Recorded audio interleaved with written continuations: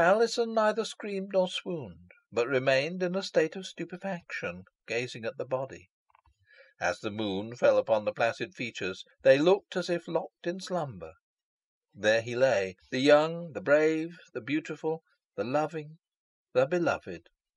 Fate had triumphed. Death had done his work, but he had only performed half his task.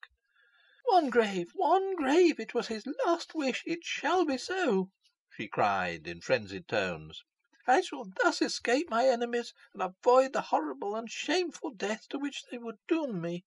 And she snatched the dagger from the ill fated youth's side. "Now, Fate, I defy thee," she cried, with a fearful laugh. One last look at that calm, beautiful face, one kiss of the cold lips which can no more return the endearment, and the dagger is pointed at her breast.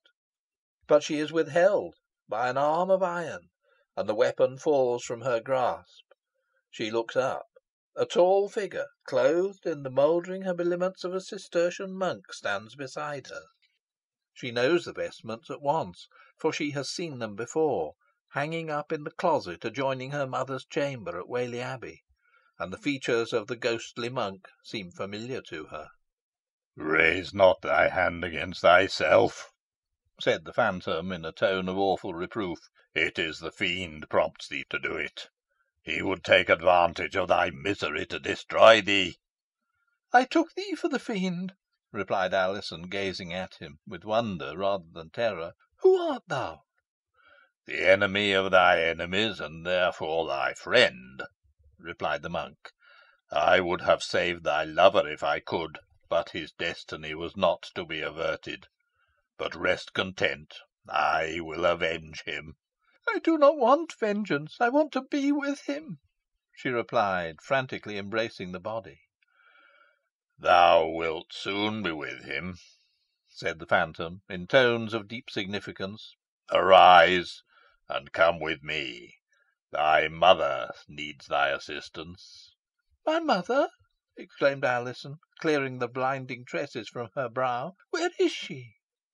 "Follow me, and I will bring thee to her," said the monk. "And leave him? I cannot," cried Alizon, gazing wildly at the body. "You must. A soul is at stake, and will perish if you come not," said the monk.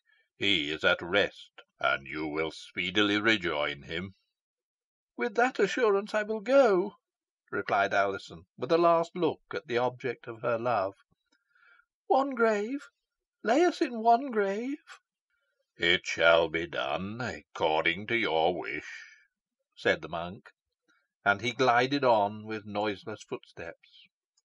Alizon followed him along the terrace.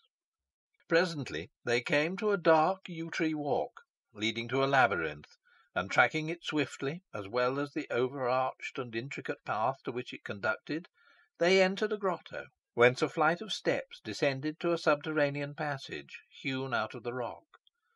Along this passage, which was of some extent, the monk proceeded, and Alizon followed him.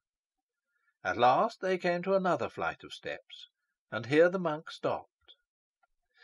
"We are now beneath the pavilion where you will find your mother," he said. "Mount. The way is clear before you. I have other work to do." Alizon obeyed, and as she advanced was surprised to find the monk gone.